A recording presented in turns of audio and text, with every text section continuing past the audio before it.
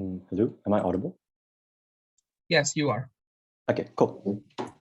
Let me get my paper up.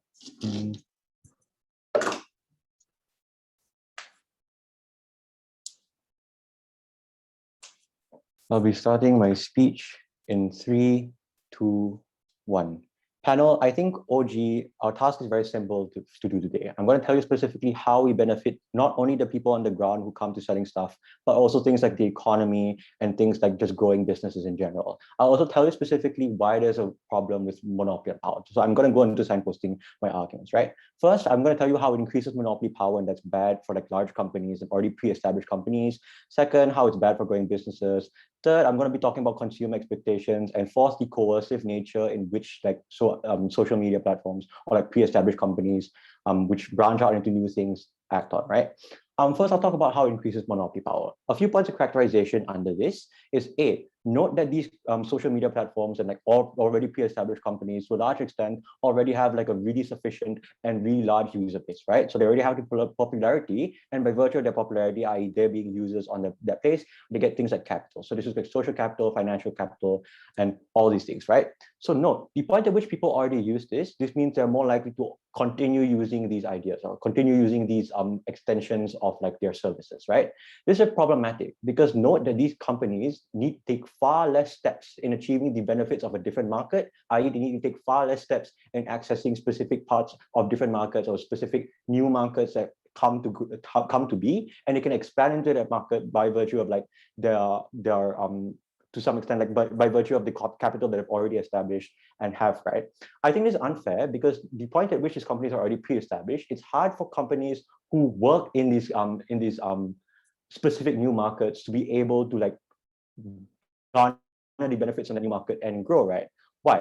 Note that these companies, by virtue of them also existing other markets, are more likely to have far more financial capital and far more social capital and can use this, right? So this means they bring over not only newer user bases, like the old user base, but this also looks like them just being able to like buy more ads or like do more ads, access more people, sell their things more easier, and all these things, right? I think this is really problematic because no, the point at which we prove to you that there's monopoly power by these big companies, then it's the harms of monopolies also exist, right? I.e., there's less likely to be innovation, there's less likely to be competition because like one company or a few companies like oligopolies exist, and it's far harder for the people on the ground to be able to compete against the companies. Hence, there's less likely to be innovation, or there's less continuous pressure for innovation to occur. Insofar as like people on the ground want to pressure or like want to bring new ideas, these companies can just shut it down, right? So I think it's problematic insofar as it comes to innovation and into new technology. I think it's important that we, to some extent, destroy monopolies of like rich countries or rich companies on these things so that like people on the ground who have different ideas, who have new ideas and do not have pre-established ideas by virtue of how the company has worked before, can bring new ideas to the table and have these work and bring like innovation to some extent, right? Second argument is how it's bad for growing businesses.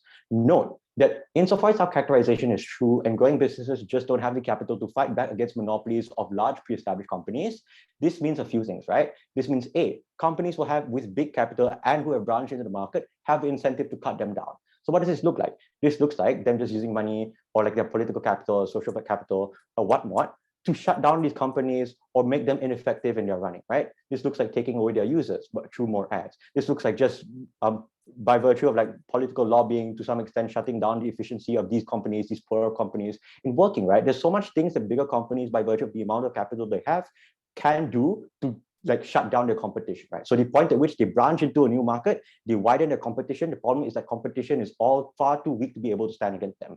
A. B, it also means companies are more likely to steal and like integrate the ideas of the people on the ground, of the smaller companies around them, right? So this looks like if I were to make like some form of like, I don't know, take into example, if Amazon never had like, never got into like the sending services, right? If I made a company, Amazon would just take that idea, sell it as their own, and my company will just die out. It's really bad for growing businesses insofar as they cannot fight back against things like these by virtue of these companies it already being legitimate for them to integrate ideas of other companies as their own, right? And therefore be able to sell it better by virtue of their enormous capital. Third argument is on consumer expectations. There's 3 points under this, right? First, there is no niche platform to do what you want. Note that the point at which you do like the Facebook marketplace or whatever, achieve success, or Instagram shopping place, whatever, there's no niche platform for you to get specifically what you want. So insofar as I want to buy something, then if I can't access that, it's problematic. Why is it problematic? It's problematic because that means there's mediocre services across the platform. The point at which the company is not focused on its prerogative of like, I don't know, selling stuff in Facebook Marketplace. This just means like terrible user services, terrible ideas, terrible things they sell, just inefficient planning and inefficient ways in which works. So what would we rather on a comparative? I'll talk more about that later. And secondly, on a consumer expectation is that what they go on social media to do. Note that this the reason they go on social media in the first place is like to do things like take photos, like each other's photos, and share parts of their life, right? The point at which it branches out into other things, it just becomes far more confusing for people on the ground and far more like detrimental to how they perceive social media to work, right? Thirdly, what would we rather? We would rather that specified platforms do this, right? Because note that specified platforms are literally the best actor when it comes to doing things like this.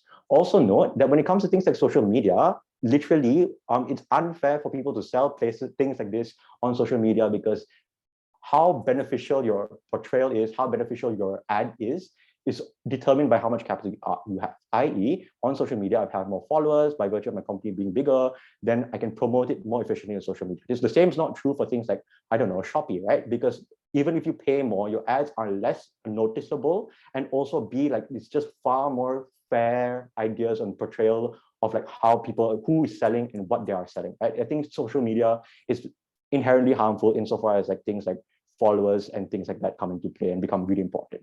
Fourth argument is how it's coercive in nature. Note that to the point at which you consent to give your information on social media, the point at which they use this information to sell you specific other things is problematic, because that's not the reason you gave that information in the first place. You gave that information so that you can be suggested things that you like, not suggested things that you should buy, right? I think it's problematic. B, also note that the point at which there's conglomeration of data in one place, that's problematic, because it's risky to put in things in one place and trust one company with a vast majority of your information. So this looks like in status quo, not in status quo, there's like things like your bank account number also being information that could potentially be leaked, the point at which like Facebook has happened. We'd rather these things be spread across multiple companies so that it's harder for these things to happen, like just mass information leaks to occur. I've never been prouder to propose.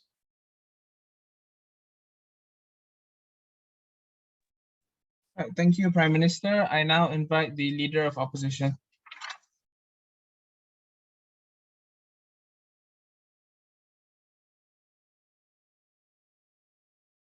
Hello, I'm checking if I'm audible now. Yes, you are. Okay. Let me just prepare my timer. Pronouns are they and them, and what else do I need to say? POIs in the chat, please. I'll take you as soon as I can. I don't think there's a need for trigger warning in this speech, so yeah. I'll count down so that we can be in sync in terms of time.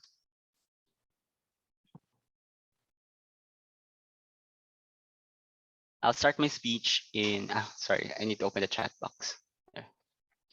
I'll start my speech in 3, 2, 1. The clash is very simple. I think coming from opening opposition, we're going to support that particular integration, and we celebrate it and allow it in current markets. I think in doing so, we have better regulation, because without that particular allowance for these particular things or platforms or integration to happen, it's far, far more difficult to regulate, to be able to mitigate the harms coming from Prime Minister, like your info being leaked and things like that. But second, I think we ultimately say that we definitely would want to be able to review the burden that they've given us, because it's not our burden to prove that this particular integration into different platforms of different kinds of services that are related to each other is totally perfect. Any market innovations and any changes in the market systems that we have currently would still go through different kinds of iterations. That's why we don't think that we need to be able to say that it's perfect for us to defend it. What we will do, however, coming from opening opposition, is prove to you why, in the first place, this is something that's justified in principle for these particular platforms to do.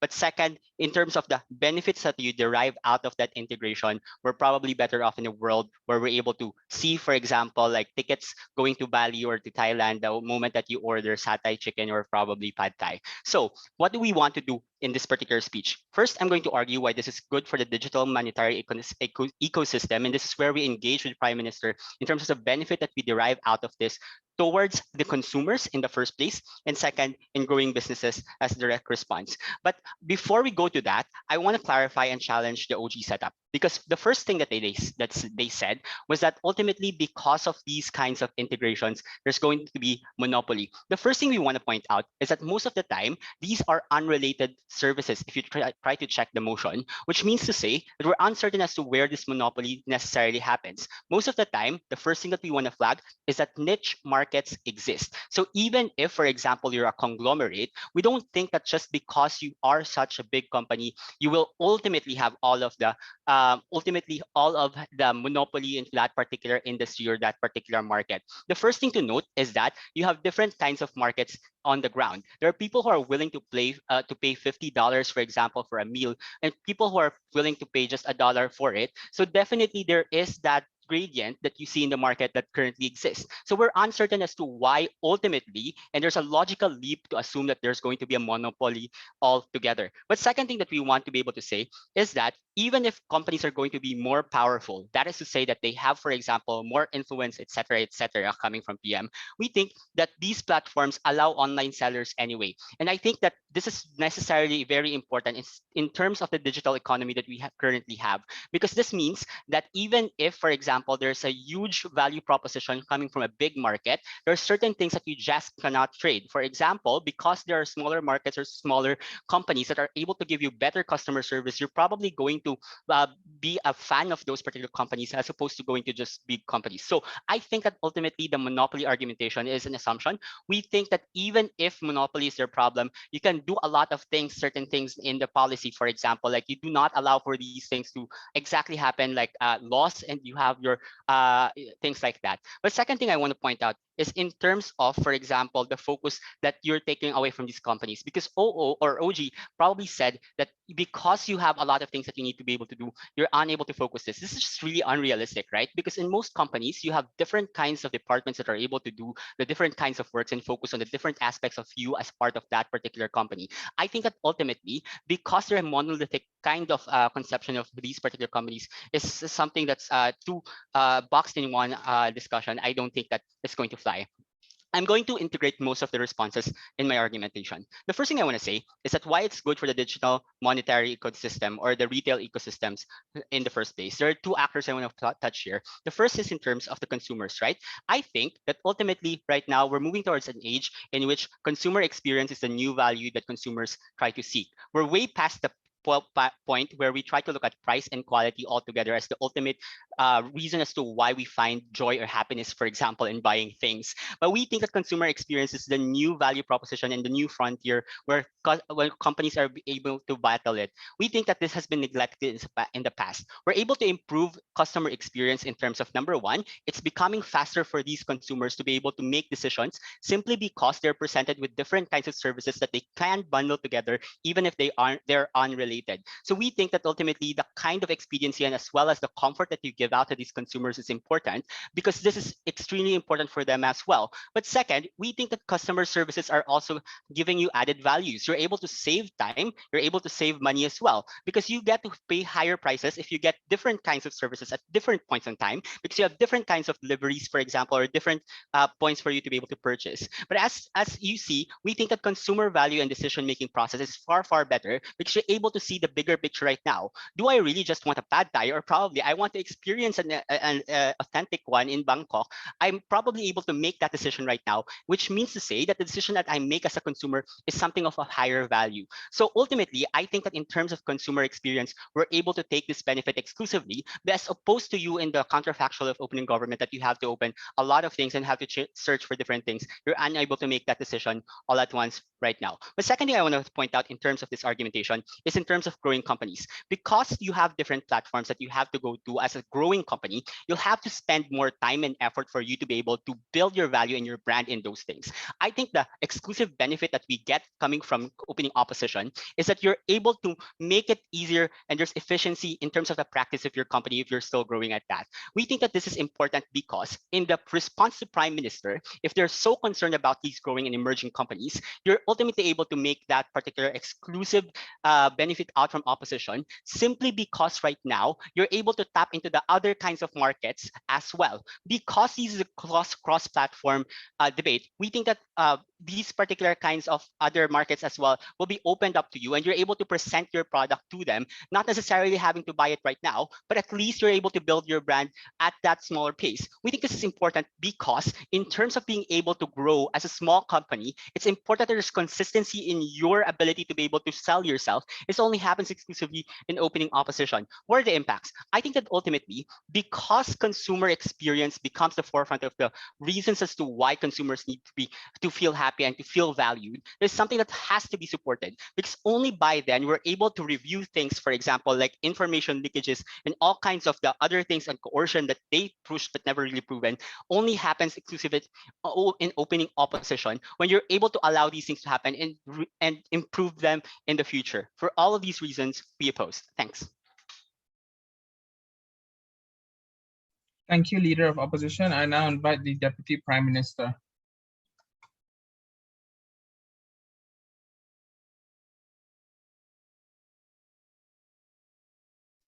Sorry, just to check, am I audible? Yes, you are.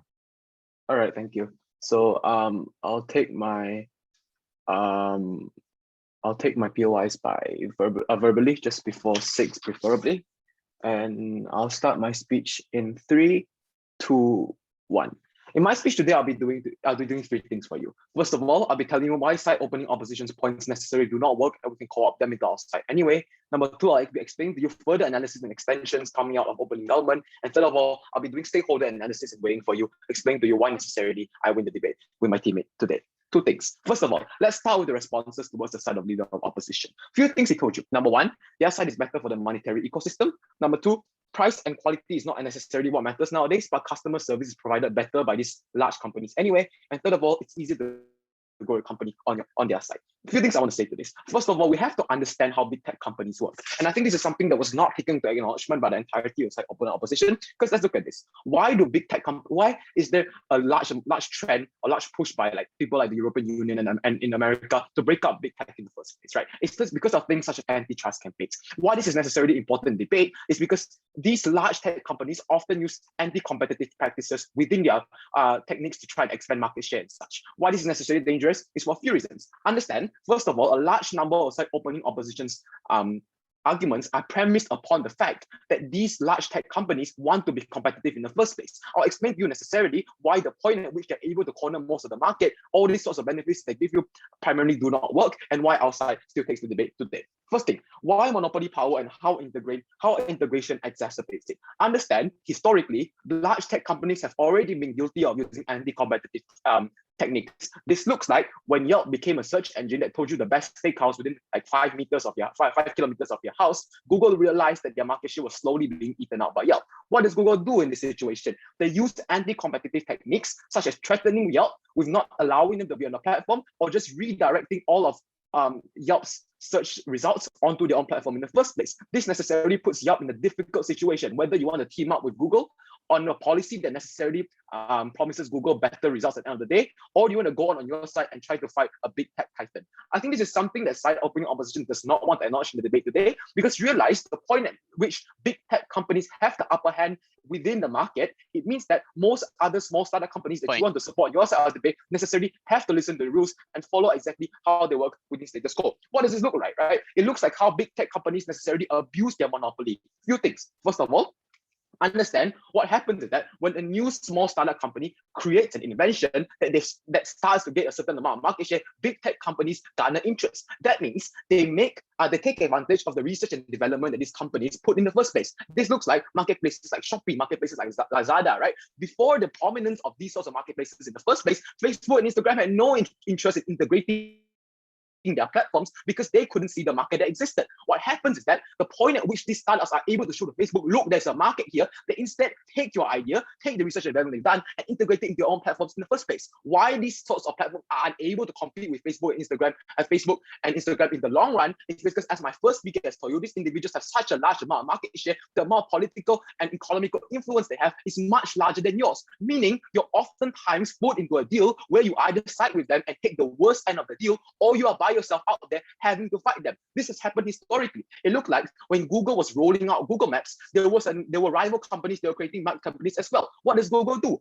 They threaten mobile phone companies such as Motorola and Nokia back in the day, saying that if you do not choose to use Google Maps, I'll make sure that you are able to ship your phones on time, because I'll make sure Google search engines cannot be downloaded on your phone as well. We've seen this happen with this status quo time and time again. I don't see why opening opposition can tell you that they will not abuse their power in the future. But third of all, right, understand antitrust isn't necessarily about justice. It's about protecting progress in the future, right? Because large amounts of startups that provide you all these benefits such as customer service, all these benefits such as faster shopping that your site wants, are now hidden in the backseat because they are unable to become prominent. The reason they're unable to become prominent is because of these large barriers to entry that this monopoly imposes on you in the first place. I think this is extremely detrimental to your case, because the point at which these sorts of things happen and you do not oppose these large conglomerates basically integrating more services into their companies, there is no limit to what sorts of companies they can integrate in the future.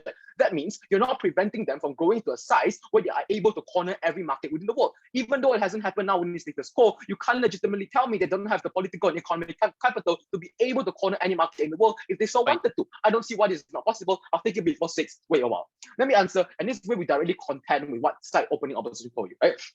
Told you that consumer experience matters, and these individuals, like for example, social media companies, know exactly what the consumer wants. I understand that is still true now because they're just in the infant stages of integrating these companies onto their platforms. What happens, the point at which they're able to garner a large amount of market cap, is it reduces competition. The point at which it reduces competition, you have no choice but to follow the marketplaces on these sorts of platforms in the first place. It means the customer service is unlikely to continue to improve because they don't have any competition that's really to throw them off. I think it's extremely dangerous coming out of your side, because it does not prove to us necessarily how consumers get the better end of the deal. But before I move on, sure, I'll take your POI now, opening.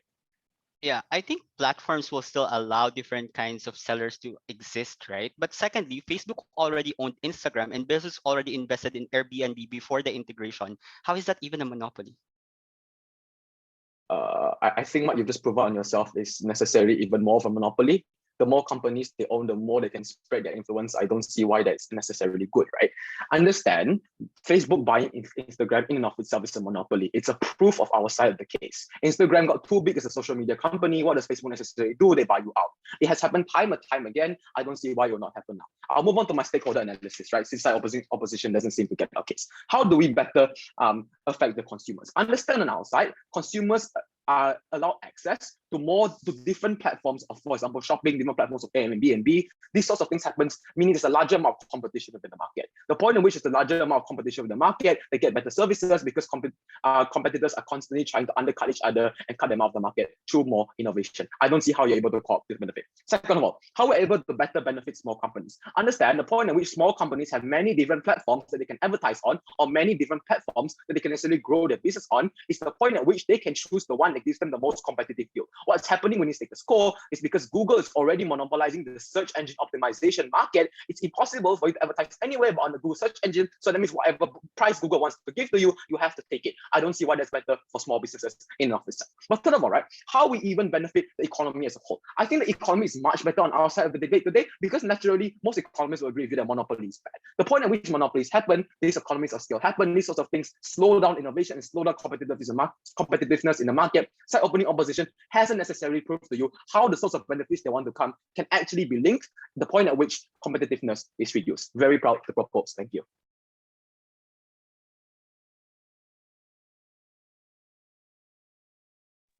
Okay, thank you, DPM. I now invite the Deputy Leader of Opposition.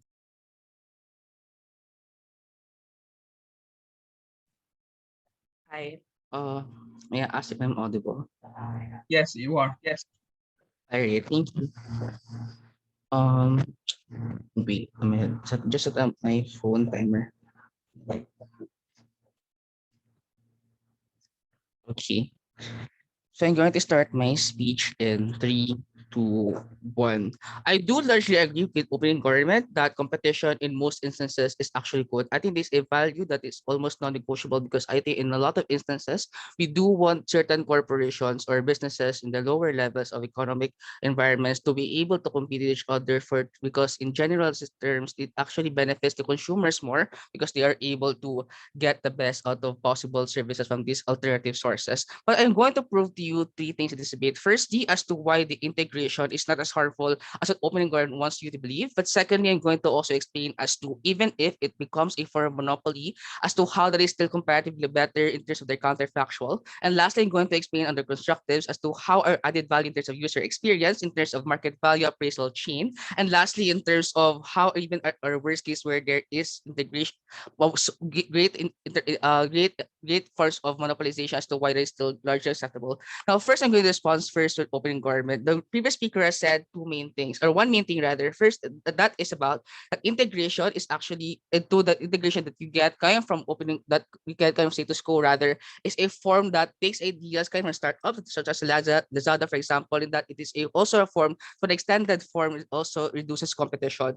Now, note that in the comparative, I think it's also reasonable for us to posit that in the comparative is also much worse because in this kind of scenario, these kind of companies that are bigger already in these tech markets, for example, in Facebook, for example, Facebook, could also reasonably also try to eat out this competition or to kill this competition in the long run if they are not able to buy these corporations as soon as they wanted them to be. So therefore, I think that on the comparative, I think it's also reasonable for us to push on government bench as to why it's still reasonable for us to avoid integration, even if the avoidance of integration would also mean that at the end of the day, those people who have started these small startups will not get any value from the creation of the startup because they have forgone the opportunity for them to get some profits of that integration.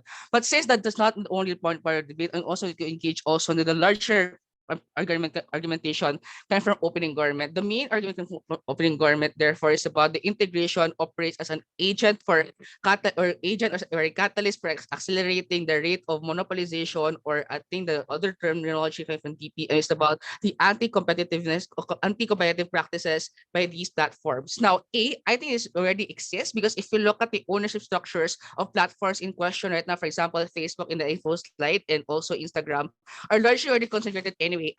Example, FB already owning Insta and Bezos also having stocks in Airbnb. Therefore, the harm is mutually applicable on both sides. B, on the comparative, imagining a world absent the integration, then the exposure of users are more isolated in these separate platforms. So the counterprop that they're trying to put forward and they will create specific platforms where people can find specific kinds of services, I think could also present another form of harm, which in these people will only be isolated to the kind of services that they are going to be finding there. Now, even if opening government, closing government rather will say it is still beneficial because they're or more closer to the kind of services that they used to like to try to avail, I think it's still harmful because if you look at the reason as to why we have free markets in general, is that because people are able to get as much information as possible for them to be able to decide the most rational choice for which services they are able to get, which means that I think this is highly inconsistent with the kind of speculative and the kind of specific platforms model, because under that kind of under the kind of logic, and these consumers are not able to have the comparative ability to compare the different kinds of service that they're able to access in different kinds of platforms. And then lastly, we also talk about that it could be a form of coercion, but then we ask also what would constitute an act of coercion. I think coercion in most instances, or I think the most agreeable definition of coercion is that it only happens when there are legal restrictions or similar application of this concept, in that limits the ability of individuals to have the agency to decide on which services they are able they're able to accrue, or they're able to avail rather. Now, in this case, I don't necessarily understand as to why showing people specific services actually are or operating in a way that not allow these individuals to choose otherwise, unless that they're able to prove that under CG. I think this whole claim is a wash. Now, under our opposition worst case, where is there is indeed a monopoly, and perhaps even going to explain, even concede that it could possibly a sustained for monopoly as to why that is still defendable under OO. Now, I think that the monopoly, I think that the question therefore here is that when do we say when do we say at the same time, when does monopoly is totally abhorrent? I think monopolies are totally abhorrent with two specific standards, and why this kind of worst case type of opposition does not meet that standard. First possible standard here is that when it is utilized to set prices to unquestionably disadvantageous levels, and it is unreasonable because I think there are already existing state market regulators that even try that can exert certain legal, social legal kind of influence that limits the ability of the platform to make disadvantageous price levels for consumers. But secondly, it could also be a form of totally abhorrent monopolization where it harms the interest of consumers to expand their consumer information in a free market setup. I think it is not actually about that, because even if these people would see different kind of services that are totally unrelated, maybe even weird combinations of different services, that is still not directly is conflicted to their ability to be able to decide for themselves on which kind of services they would only avail at a certain point in time. So I think the meta-analysis, therefore, is that the both claims that the monopolization is not actually totally true, but even if it is true, we're able to also defend that kind of world. But now I'm going to explain now as to why, what are the additional value that you get from opening opposition as to why this is already enough to take the round. Firstly, in terms of user experience, the main argument for Fred earlier is about is able to make services better relationship with the kind of service that they are able to access. I think what the best counterprop here coming from opening government is that they can still do that in separate platforms. But I think that in the terms of how this actually operates, I think there's no logical analysis also from opening government as to the degree, as to how the degree of interaction you get under your own model is tantamount as to what you get under opening opposition. But I think that also secondly, in terms of the analysis on the benefits of small businesses, I think that in terms of small businesses, we're in one of the main determinants of how they are to able to succeed is for them to be able to have a reasonable level of market share. The reason they are able only to get market share is to expand their market recognizability. Now, when there's no guarantee, there's no absolute guarantee that being endorsed in unrelated services would make them suddenly famous just in an instant. But I think the comparative when opening government with their own counter model, wherein they say that there will separate platforms, it is much less likely because there's no guarantee either that these people would also have access to all of these separate platforms. We're proud to take the round. Thank you. All right, thank you, Diallo. I now invite member of government.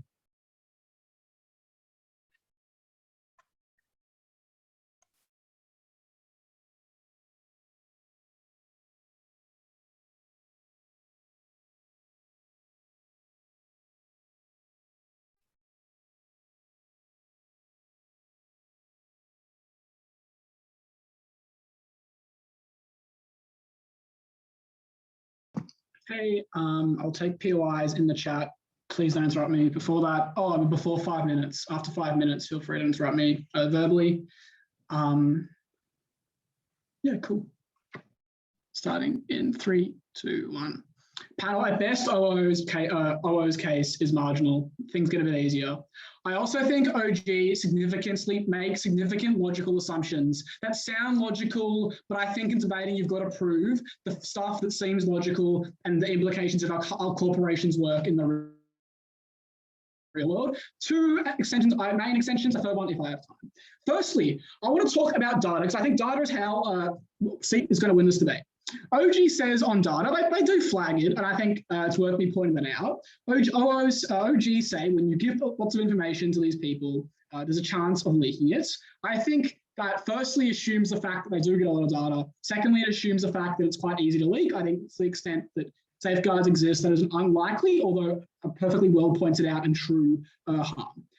Firstly, let's talk about why people use these services in the first place. That is, OG assumes that people will use it because they are on the platform anyway.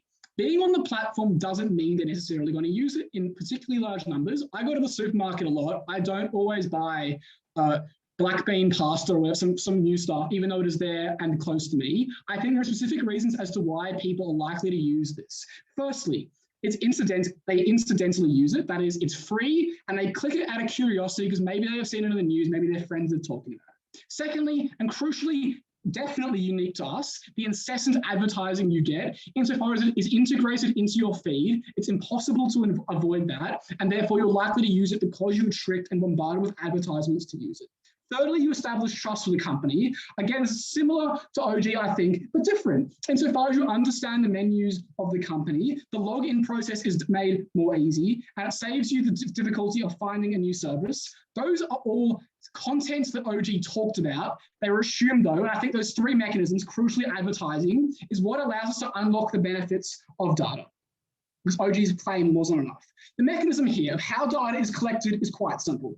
It is inherently given in what you buy in terms of the stored and metadata. Crucially, these companies are incentivized to collect as much data as possible. Again, unique material CG. Insofar as their business models are driven by data, it is extremely profitable to sell it. That is why they're going to do it to an extent which is much larger than anything that OG tells you. They're going to try and extract every little bit of data possible. Why is this data actively pernicious? Firstly, because it's on their platform, it breaks down barriers to access. That if you're on Facebook and you're trying to track me on Google, you've got to go through different companies' paywalls, and they're obviously incentivized to keep data for themselves, so they get more data for the company. Secondly, the data you get is particularly good for two reasons. The first is it goes outside your expressed social life. That is, when you're on social media and liking things and commenting your friends on posts, it is public, and that is therefore a performance of self. When you go into the marketplace and stuff like that, it is less performative. It is your real person, and engages with who you are as like an individual. It engages with stuff like your work life as well, which you may not share with your family. Thirdly, and crucially, it allows them to triangulate data. That is, this data that is a new realm, less barriers, validates the data you already have. Because you can confirm it in a bunch of sources and a bunch of aspects in your life, you understand what is important to people, you understand the truth of things. That means the data you have is more accurate, easier to sell, which is therefore more likely that you're going to set up your systems in a way that allows you to triangulate the collection of this data. What are the crucial impacts of companies having data in a particularly pernicious way? Firstly, it's harder to consent. OG brings up consent, but it says that consent is misplaced, but while you're actually pushed into making a decision that you did not have a choice to do, misplacing your data isn't particularly likely because the information is somewhat available, although I agree it is misplaced. Why we say consent is harder. Firstly, targeted advertising means you cannot leave it, tricks your cognitive brain. Secondly, lack of alternatives, which means that you can't consent. Crucially, the practical harms of data are huge. It is being used to manipulate the US election, get massively pernicious things for authoritarian governments to buy this off governments like the Chinese government, for example, and on like the Chinese websites and stuff like that. They can use it to crack down dissent, make your life worse in a particularly serious way. I'm sure Oscar will emphasize this. Before I move on, I'll take a POI, preferably in closing. Yep. What you're talking about with data being used, for instance, by like actors trying to manipulate elections is other actors other than these services using the data because they buy it. So the same amount of data, all you guys do is silo it, but it can still be bought by those actors. We tell you why the data gets better, that is, it's more accurate, it encompasses more parts of your life. Also, these companies like Facebook are incentivized to sell it because this is their business model and it's extremely profitable to sell to Cambridge Analytica. Okay, on monopolization, OG tell us here a few good reasons why monopolization happens. That is, you use your existing social capital and you can use this to like, there's less steps in terms of taking over other things. Note the analysis given did not say why you are incentivized to crush opposition. That is, if you believe OG, that companies have easier access to markets, they can establish things like Instagram Reels, that if you accept that analysis, they coexist. That is, Reels coexist with TikTok. That means a lot of their benefits are knocked out because it is just a duopoly rather than a monopoly.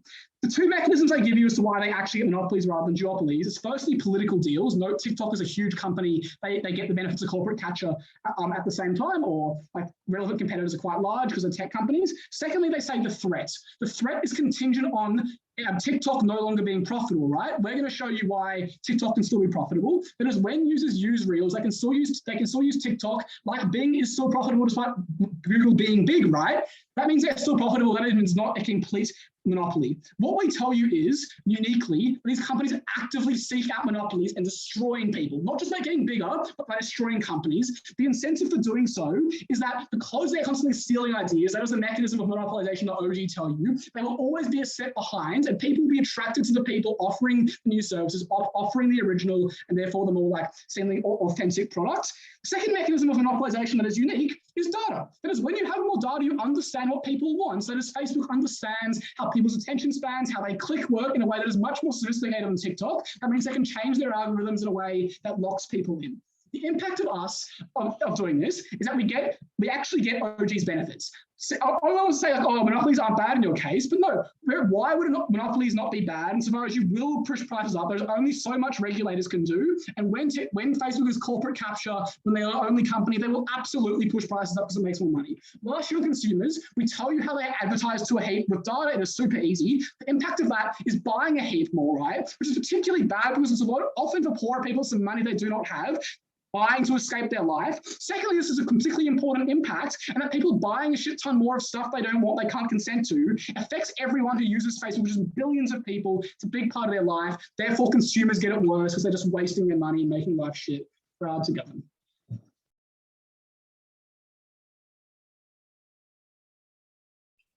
All right, thank you, Member of Government. I now invite Member of Opposition.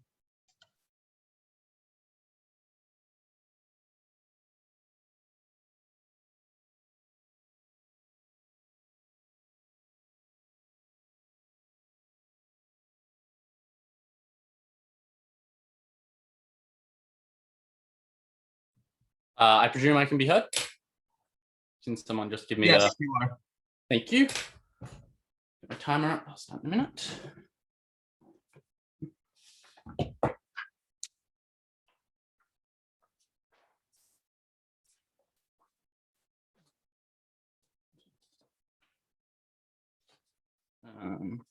Sorry, give me one sec.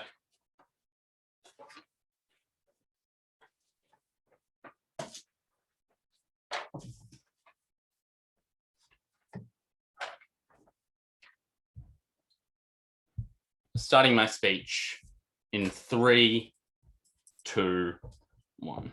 The first thing I want to talk about is why we get more innovation, noting that this argument is upstream of everything else that has happened in the debate so far, right? Because everyone else in the debate is talking about, at the point where we have innovation, what is the most efficient way to deliver that to consumers? Closing opposition is going to be the one that shows you that you actually just get less innovation, and that even if it is like marginally provided to consumers in a less efficient way, that's still a massive benefit to op-bench. That's the biggest thing in the debate. There's 2 key reasons here. The first is to say that, like obviously what OG is saying in this debate is that we don't want Facebook or we don't want Amazon also engaging in these markets. We prefer that they are other companies doing this. I think the problem with that, right, is that when you can have these larger companies doing it who already have platforms for delivery, that means that you are more likely to be able to get that innovation to be successful, right? Because when I'm deciding whether or not to invest in something, I have to do the cost benefit analysis and figure out, well, is this likely to pay off? At the point where we remove the potential barrier that you will not be able to find a distribution mechanism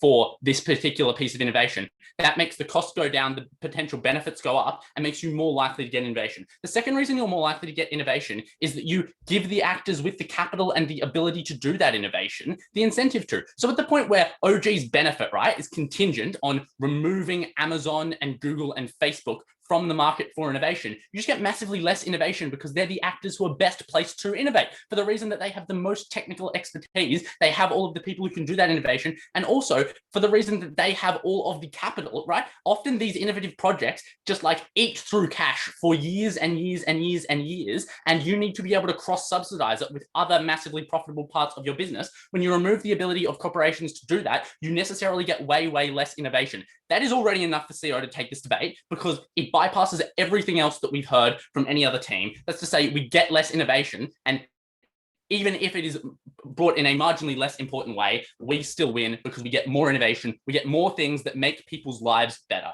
All right, the next thing that I want to talk about then is on monopolies, because that seems to have been most of the rest of the debate. The thing I want to establish is that our extension here also occurs upstream, because even at the point where they're talking about we want more competition, that is, once you have players in that market, once you have companies in that market, how do they best compete? What we're going to show you is that this model actually removes the ability of small companies at all to try and compete in this market, which means that necessarily you've limited the pool of players to a far, far smaller group of much larger companies. Therefore, you have less competition because even if the companies in the market can compete better, the companies in the market, they're going to have less companies in the market. I'll take OJ.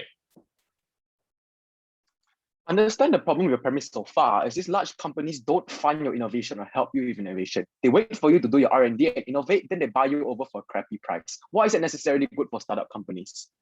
First of all, to the degree that you have more incentive to start up at the point where you can get bought, right? Like that's a big reason why people often start startups is they want to get bought because they probably don't have the kind of ability to take that project to completion. They don't have the kind of resources to take that project to completion. So you get more innovation when they can be taken over and those projects can be taken to completion by the people with technical expertise and the people with the capital. The second thing to say is I just reject the premise that these companies don't do massive amounts of innovation. See if any of the stuff on AI that Google has done that is like pushing the world forward. Obviously, they do a lot of innovation on their own outside of buying companies. All right, so why can small companies not access a particular market? That's to say that now you can't innovate in a particular service or product if you don't if you aren't able to like deliver a distribution mechanism for that service or that product, right? So if you're not a company that's large enough to establish a distribution mechanism, GovBench restricts you from being able to use the distribution mechanism and sign a deal with a company that has that distribution mechanism, that has that platform. That means that only a subset of particularly large companies are able to compete in that market. That's particularly harmful because even if you guys get more competition,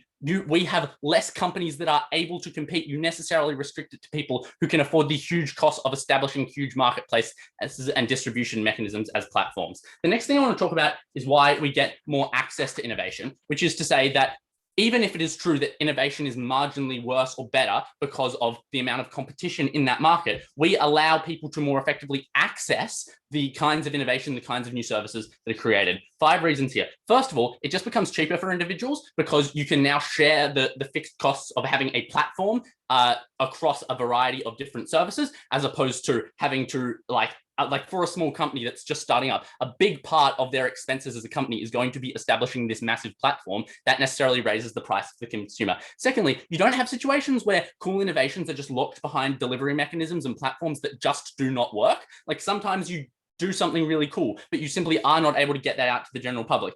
Thirdly, the larger distribution mechanism platforms through things like Facebook are likely to be available to more individuals. More individuals use those platforms and therefore more individuals have access to it. That's particularly true in countries where it can be difficult to establish tech infrastructure, but where existing tech infrastructure exists, you can now deliver your forms of innovation to more consumers, but from the fact that you're relying on platforms that already do. And fourthly, more people are likely to trust these platforms for innovation for the reason that they've used those companies before they think they're legit. And fifthly, it's just possible that people never find out about innovation if they're not aggressively pushed by platforms that people are already using. So the next thing I want to talk about then is why you don't get more monopolies, because this is largely OG's case, right? First of all, for the reason I've already given you, that companies can't get involved, small companies can't get involved, so necessarily you establish an oligopoly anyway. Secondly, a lot of these companies tend toward monopoly anyway, right? Like if a platform exists and wants to have lots of users using it, then it probably trends towards monopoly. So the question is, who do we prefer to be holding the monopoly, right? First of all, that's a very marginal question in the debate. And secondly, we would probably prefer the larger companies to be holding that monopoly for the reason that regulation and public pressure are more likely to work on companies that are larger. The third thing is that the harm of monopoly is deeply unclear to me here.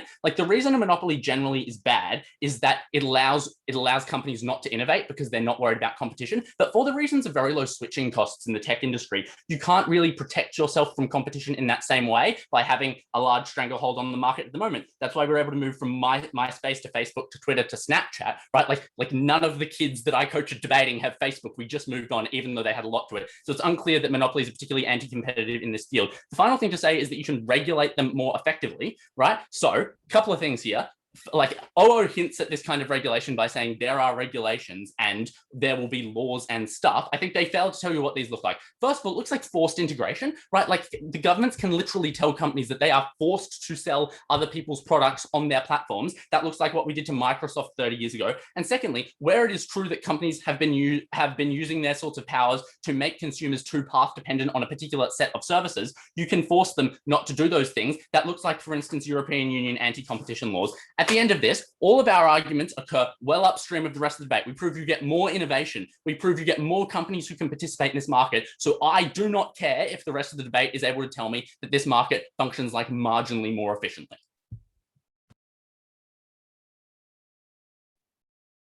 Thank you, member of opposition. I now invite Government Whip. 1 moment, I'm just going to organize my paper.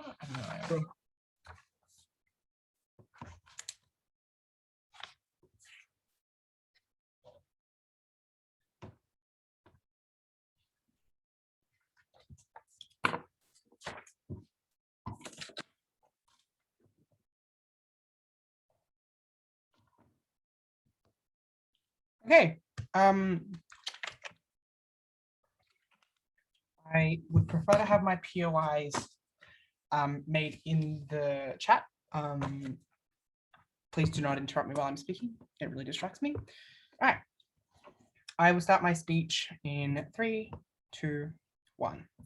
In debating, you must prove that something is likely to happen and that it is a large-scale benefit or harm that otherwise wouldn't happen.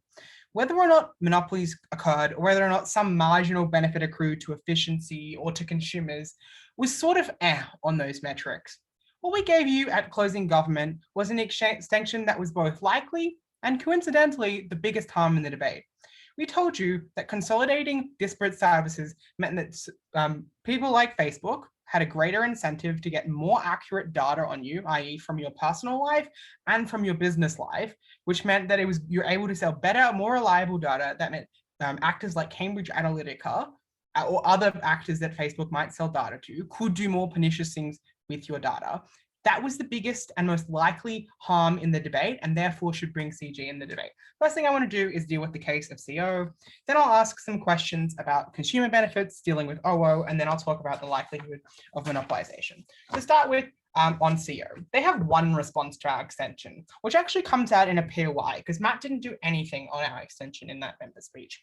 Matt says in a POI, the data is basically symmetric. You're selling it, so it doesn't really matter, our extension. So what Matt misses here, I think, is the mechanism of triangulation. Your personal and business life in this world are placed onto the same platform. So if you're a person who uses Facebook Marketplace and you also use Facebook for your personal life, i.e. you share photos of your kids, Facebook now has the ability to access all of that data to create a picture of you as a person that is far more complex and far more detailed, and that data therefore is a far greater breach of your privacy than the data that they might otherwise be able to grab when they have competing companies seeking the same bits of data. That was the most likely, well-mechanized harm in the debate. So I think that response doesn't fly. The two bits of their extension that I think we can identify are the first push basically being they get more innovation because the companies we're talking about have the greatest incentives to do innovation. So the first thing is, I think this seems just like empirically untrue in what this motion looks like in the real world. You can't just talk about innovation and be like, yeah, innovation is good. Like, they're probably going to innovate anyway. Like, they chuck the symmetry problem at OG all throughout the op bench. But what is different here is that what this looks like is Twitter introducing fleets in an effort to outcompete Instagram. What this looks like is like Reels on Facebook to try and outcompete TikTok. You're not going to tell me that's efficient. You're not going to tell me that's an innovation. That was directly monopolistic behavior that had absolutely no utility to consumers. They were pretty shit, in my opinion. So I want to also note here that this seems to concede monopolies just like might happen. I just want to flag the harms of monopolies. You hike prices, consumers have very little power to control things, and our harm of data capture gets particularly bad in this instance. So I'm not sure where CO were going with this. The other point is that you restrict distribution mechanisms. So people who couldn't establish themselves in our world might be able to establish themselves. One, I want to note this is derivative. OO said this and perhaps said it a bit better. It also seems somewhat symmetric to me. Like, yeah, I don't know. It doesn't seem like it's going to happen to a very large extent. But let's say small business owners can now establish themselves on like Facebook Marketplace. They probably care more about like having their data stolen and having their entire personal and private life stolen and sold to Cambridge Analytica than they care about slightly greater efficiency that they could get for their business. That weighting means that even if their extension is proven to the maximal extent, our extension is still far more relevant in the debate. All right, let's engage then with OO. Does this improve the experience of consumers? One claim they make is that it saves time as services get consolidated. One, this is an often useless consolidation, see fleets and reels. B, the consolidation mechanism is actually how our whole extension happens. Monopolization happens by this like mechanism by which you're stealing services from other companies. Even if you're able to prove this benefit to the maximal extent, it just does nothing to outweigh the harm of our extension. Our extension was far more likely and far more distinct to happen in a world in which you're consolidating services. Pernicious data capture and its harms, rigging elections and having your privacy compromised, were probably far more serious than saving a little bit of time through having a consolidated service. And they say something about you have a platform for your wares, and that's really good. I don't think it's mutually exclusive. Like, these are largely stolen functions from other companies. They're coerced basically to use it. So it doesn't really seem like this platform is all that good. I also just think the harm, even if this is maximally proven of our extension, is far greater. So what do you believe at the end of like us dealing with OO? You believe it's not mutually exclusive and that it's extremely modest in its benefit if it does. Right. All right. Then I would take a POI from Annabelle and Matt. If she has one. Okay, OO. Right. We- We think that consumers have the option to opt out by changing their settings or not using the these platforms. So if people still use them, customer experience is of greater value to them, or they trust the security features of these platforms already. Okay, so the problem we run into here is security features are invented by Facebook. Facebook currently has an incentive to sell your data. So it probably has an incentive to mean that those security features mean that their data scraping still happens. And also, probably you're not consenting if Facebook is like the only thing for your like marketing awares. That seems to be where you get your benefit. So it seems like you're shooting yourself in the foot. Then on the question of monopolization, does it occur? Is it likely? Is it harmful? OO's push here is to say that they're not related to one another. So monopolies aren't structurally likely. Loot gives you a mechanism which I think probably proves monopolization happens to the most maximal extent for government. It is to say integration is usually stolen from other similar tech companies. OG says you're going to do antitrust behaviors and that they're established and have lots of capital, so this doesn't happen. I don't think this analysis actually responds to the point that OO has made. And so I think Luke's mechanism, which explains to you that it's often stealing in the forms of fleets and reels, is actually better. And I also think this contradicts later material where they say that our case is entirely symmetric. And this is reasserted by CO. This runs into a comparative problem. Obviously, this is going to get worse if this is oligopolistic or monopolistic behavior. But I think what I want to note here, and this is some weighing to do against OG, that this is an exclusive problem for their case. If monopolization doesn't occur and you're successfully proven by op bench that monopolization is not that likely, not that harmful, then they fall out of the debate. But CG does not. CG does not rely on monopolization to get its benefit and harm in the debate, which is to say huge data capture, pernicious harms that come from that. For that reason, CG have done debating 101. Likely and very harmful. For that reason, so proud to govern.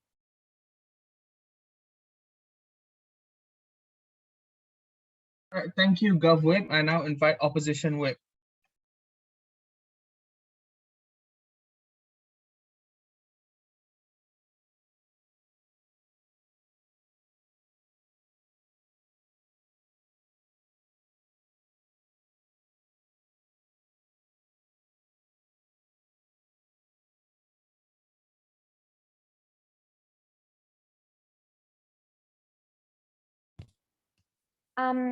Okay, hi. Can I be heard okay? Yes. Okay, great. I will take POIs in the chat and probably going to take it from closing, but opening can have a crack if they want. Okay.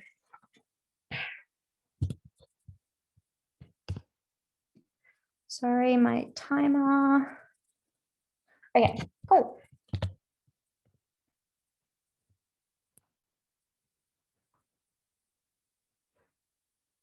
What we bring you at closing opposition is a clear explanation and mechanization of why we get more innovation that is more accessible to people. This is the clearest benefit in the debate because the amount of innovation and the quality of it is far more important than the kind of marginal way in which it may be delivered to the public. For this reason, CO wins the debate. Three main things in this speech. Firstly, why do we beat closing government? Secondly, why do we beat opening government? And thirdly, how do we get up over our opening team? Okay, so first let's deal with closing government. Sadly, the first thing I have to say here is that while closing government does a good job in terms of adding mechanisms to opening government's points, it is not a sufficient extension to get over their opening team. They prove their points perhaps more, but they were already proven in the first place. I do not think this is enough for them to get up in this debate. Okay, there are two main things CG says. Let's focus on data because I think that's their big push. Okay. three-ish main responses to their point on data. Firstly, it's important to note that as Matthew told you in a POI, this exists under your side. It is just given to two companies instead. But, and this is critical, Facebook can just buy it anyway. So you get all the same harms or whatever as we have under our side of the debate. Just because data is on a different server does not mean it is inaccessible to people. You can simply buy it. So therefore, this is a symmetric point pretty much under both sides of the debate. It is definitely not debate winning. They also talk about things like election bias and point to Cambridge Analytical. Note that this is something that exists in the status quo, so therefore I don't see why it's a big harm. The last thing that CG says about this data point is that Facebook can get more or better data when there's integration. Firstly, this is asserted. It's unclear to me how having your business and personal data in one place is more accurate than having your business and personal data in two different places and you just buy up both of them. It's not clear to me how this is so much more damaging, so much more harmful than what opposition is talking about. Okay, the second thing to point to under this point on data is that what CG does is they spend time proving things that they don't have to, like things like taking data is bad and like people would give you data because they're going to click on it. That was never anything that was contested by opposition bench. This was a bit of a waste of their time. Also, in terms of the POI Matthew gave, it was our points were not engaged with properly. That's why our responses to this data point stands. In terms of CG's responsiveness then to us at closing opposition, they do not respond to our argument about why you get innovation. They simply engage in example bashing, something about Instagram Reels and TikTok. It's important here that there are incentives for companies to innovate in other far more profitable areas for the reason of money. Things like innovating in Instagram Reels doesn't get you that much money. There are monetary incentives to innovate in other areas. Okay. They also respond to nothing about our monopolies point about how you get less monopolies and nothing to our point about benefits for small businesses, how they require these relationships. They need this capital from these bigger companies. For those reasons, all our extensions still stand at the end of the day. And I think CG doesn't do enough to get up over their opening. Okay, let's deal with opening government now. I'm going to deal with four main points that they bring out. So firstly, what opening government says is that under the opposition side, we strengthen monopolies and like that's a bad thing. Okay, three responses to this. Firstly, obviously laws exist. We see like incredible examples of things like Microsoft being fined incredible amounts of money for engaging in anti-competitive behavior. EU regulations finding Apple an incredible amount of money. These can obviously just be enforced in terms of if people are breaching them. Secondly, if you can't integrate as the government side is proposing, we think there are incentives to harm other companies because you do not want your competitors to like get better than you. Integration means working with your competitors, ensuring that you become stronger together. When you do not integrate, like it is likely that you still have massive incentives to harm these other companies because they are your direct competitors. You want more money than they do. Thirdly, under this issue, anti-competitive behavior exists to a great extent in the status quo, as we see through all of OG's examples of it. Therefore, if it gets slightly worse, we think that's a marginal harm, that while we think it's not going to happen, if you don't believe my responses, it's a very marginal harm that we don't particularly care about. Okay, the second thing OG says is that it's bad for growing businesses. First, the response to this, as Matthew has already pointed out and received no response from closing government, is that on the government side, you do not allow these companies to integrate, which is worse. It means they're isolated. They can have no advice, no capital from these big companies, which incredibly lowers their chances of success. They cannot build these relationships and distribution networks that are critical to success. Smaller companies rely on these bigger companies in order to gain success. This is an incredibly important thing that the government bench like strips from these companies. Thirdly, OG tells us that bigger companies are just going to steal smaller companies' ideas. Again, this obviously happens to a great extent in the status quo, as we see with all the examples they prove out. It's a marginal harm. Smaller companies are probably always going to be screwed over under either side of the house. Okay, I'll take closing before I get onto this. All right, you say our extension is symmetric. However, we spent quite a long time explaining why having triangulation of personal and business life makes this asymmetrically harmful, as the data is higher quality and easier to collect. Can you please refute the actual claim instead of straw manning us, please, Annabelle? Okay, so I didn't say it's symmetric. I think you add more mechanisms. I think it's not enough to get up over your opening. In terms of the thing about triangulation, I think that's a lot of fancy words that just means the data is grouped in one place instead of two. It's unclear to me why like it is better if the data is in one place when you can just buy it from the two places anyway. Like that's not, I don't think that's more accurate or anything. Okay, fourth response to opening government. They tell us that there is coercive theft of data under the opposition side. I've already kind of said these responses. In your world, you're simply giving data to two companies. Secondly, that obviously big companies can still buy your information from these other smaller companies. Like it's pretty symmetric. Don't really care. Okay, third, let's deal with our opening, why we come up over our opening. That's for two main reasons.